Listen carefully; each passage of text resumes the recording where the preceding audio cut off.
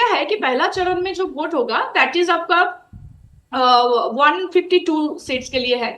और कुछ ऐसा 52 जिला के लिए है, if I am not wrong. ठीक है। तो इसमें क्या है ना कि इसमें तो आप कह रही हैं सुने बीजेपी कंटिन्यू। एसआईआर पर डिपेंडेंसी बहुत ज्यादा है। उन सीटों के भी नाम मैं अभी अपने डेटा सामने रखूंगी कि भाई जहां पर हार जीत का मार्जिन जो की है उससे कहीं अफेक्शन। ज्यादा वोट कट गए हैं, और ये वोट ममता दीदी के ही कटे हैं। इसको लेकर ममता का कॉन्फिडेंस के पीछे वजह क्या है वो भी मैं आपसे समझूंगी, लेकिन सिद्धार्थ हमारे साथ इस वक्त जुड़ गए। सिद्धार्थ यादव बीजेपी के प्रवक्ता।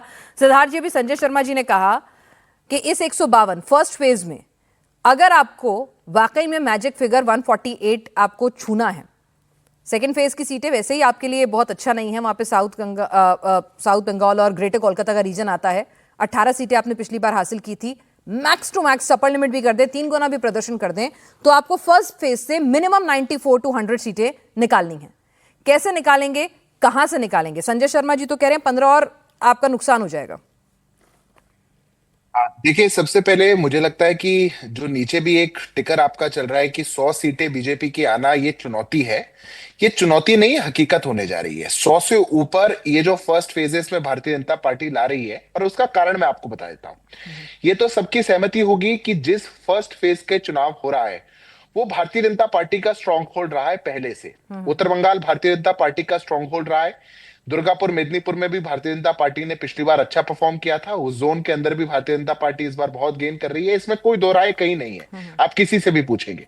पर उसके अतिरिक्त एक बड़ा फैक्टर जो और है वो ये है कि जिस प्रकार से पिछले 5 सालों में इस जिस जोन का चुनाव हो रहा है, उत्तर बंगाल के साथ जिस सुनियोजित तरीके से भेदभाव किया गया, और ममता बनर्जी की सरकार ने वहां के चाहे चाय बगान के वर्कर्स रहे, चाहे वहां के बाशिंदे रहे, चाहे वहां की गोरखा कम्युनिटी रही, चाहे वहां का आदिवासी समुदाय रहा, उनके साथ जिस प्रकार का भेदभाव किया, उससे जनता इतनी त्रस्त है कि जब हम जनता के पास एक सोनार बांग्ला का स्वप्न लेकर के, अपना वादा लेकर के पहुंचे, तो जनता ने रिस्पॉन्ड किया है।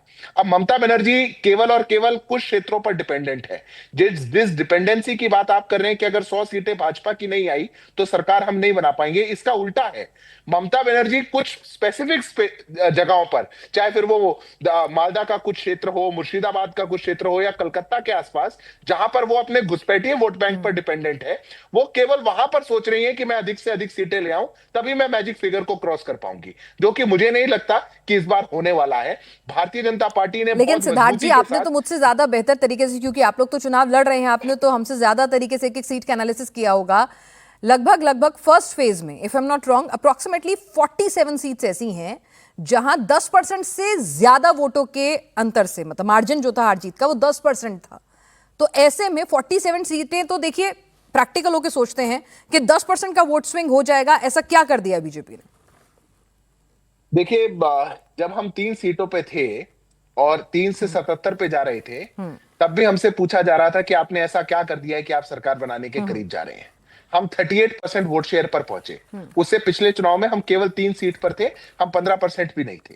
ये 10%, ये 5%, ये बंगाल की जनता शून्य पे लाना चाहती है ममता बनर्जी को। बंगाल की जनता में से आप घुसपैठियों के वोट को हटा दीजिए, जो अधिकतम एसआईआर में हट भी गया है। कोई बंगाल का मां माटी मानुष को मानने वाला व्यक्ति आज पश्चिम बंगाल में ममता बनर्जी को पसंद नहीं कर रहा। मैं मानता हूं कि ये 10%, 5% तो आंकड़ा है। ये जो फर्स्ट फेज का चुनाव होने जा रहा है, निश्चित तौर पर 110 प्लस भारतीय जनता पार्टी इस फर्स्ट फेज में लेकर के आएगी। अगर आपको कंजर्वेटिवली मेरी बात को मानना है तो आप अपने आंकड़े में 100 को मान लीजिए, पर 100 से एक कम भी भारतीय जनता पार्टी इस फेज में नहीं लेने वाली। 4 मई बहुत दूर नहीं है। सिद्धार्थ जी, आंकड़ा मुझे आएगा पूरी तो उम्मीद आपके है 4 सामने मई आएगा। को भी पार्टी आपको हमारे साथ मुखातिब होने के लिए भेजेगी, तो 100 से कुछ निश्चित भी तौर कम पर आपको मैं मंजूर जरूर नहीं खुद है।